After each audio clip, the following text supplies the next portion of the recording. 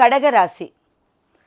காலபுருஷ தத்துவத்துக்கு 4ஆம் இடமாகிய கடகராசி ஒரு நல்ல வலிமையான ஒரு கிரகம், வலிமையான ஒரு ராசி. எப்படின்னு பார்த்தீங்கன்னா, தாய் அடுத்தது தந்தை, இவர்களுக்கு அடுத்தபடியாக எல்லாமே இருக்குது. அப்போ தாய் என்பது கருவறை.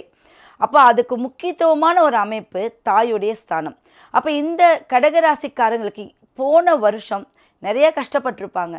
எது எடுத்தாலும் தடங்கள், கைக்கு வந்தது வாய்க்கு எட்டாமல் போயிருக்கும். இந்த வருஷம் பார்த்தீங்கன்னா கண்டிப்பாக உங்களுடைய முயற்சி திருவினையாக்கும். ஆனால் முயற்சி பண்ணிக்கிட்டே இருக்கணும். ஏன் அப்படின்னா, உங்களுடைய ராசிக்கு 12ஆம் அதிபதி யாருன்னா புதன் பகவான். நீங்கள் செய்கிற செயல் மற்றவங்கள போய் ரீச் ஆகிறதுக்கு ரொம்ப லேட் ஆகும். எப்பவுமே கடகராசிக்காரங்களுக்கு அது ஒரு பிரச்சனை இருந்துக்கிட்டே இருக்குது.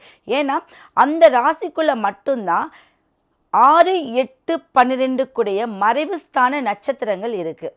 பூசம், அனுஷமுத்திர மறைவு ஸ்தானங்களாகிய பூச நட்சத்திரமும் அதில் இருக்குது, புனர்பூசமும் இருக்குது. அப்போ என்ன அர்த்தம் அப்படின்னா, அந்த 6, 8, 12 நட்சத்திரங்கள் உங்களை வலிமை இழக்க செய்யும். இதுக்கு நீங்கள் என்ன பண்ணணும் அப்படின்னா, இந்த ஆண்டு நிறைய குழந்தைகளுக்கு அன்னதானம் செஞ்சுட்டு வாங்க. இந்த புத்தாண்டு உங்களுக்கு என்ன பண்ணும் அப்படின்னா, நிறைய குழந்தைகளுக்கு அன்னதானம் செய்ய செய்ய உங்களுடைய தாய் ஸ்தானம் உங்களுக்கு நல்ல பலம் பெறும். அவர்களுடைய ஆசீர்வாதம் கிடைக்கும். முன்னோர்களுடைய ஆசீர்வாதம் உங்களுக்கு எப்பவும் நிலைச்சி இருக்கும். நான் திரும்பவும் சொல்கிறதே, எல்லா ராசியினருக்கும் 3 மாதங்கள் கழித்து எந்த வேலையை தொடக்கலாம், எந்த வேலையும் துவங்கலாம். எல்லா பிரச்சனைகளுக்கும் ஒரு தீர்வு 50 நாட்கள் கழித்து தான் உங்களுக்கு கிடைக்கும்.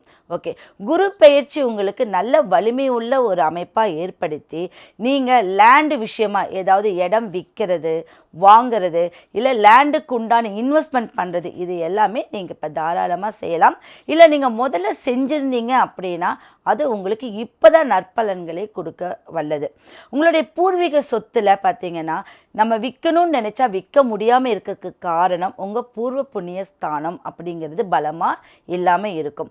அதை மட்டும் நீங்கள் போய் உங்களுடைய குலதெய்வத்துடைய வழிபாடு நல்ல முறையில் பண்ணிக்கிட்டீங்க அப்படின்னா உங்களுக்கு அதுவும் நிவர்த்தி ஆகிடும். இந்த வருடம் உங்களுக்கு புத்தாண்டு நல்ல அற்புத பலன்களையும், தீர்க்க முடியாத பிரச்சனைகளை தீர்த்து உங்களோட நல்ல வழிமுறைப்படுத்தி கொடுக்கும். உங்களுடைய தாய் ஸ்தானம் நல்ல ஆரோக்கியம் பெறுவார்கள். உங்களுடைய குழந்தை ஸ்தானம் மேல் படிப்புக்கு உண்டான அமைப்பை ஏற்படுத்தி கொடுக்கும் இந்த வருடம்.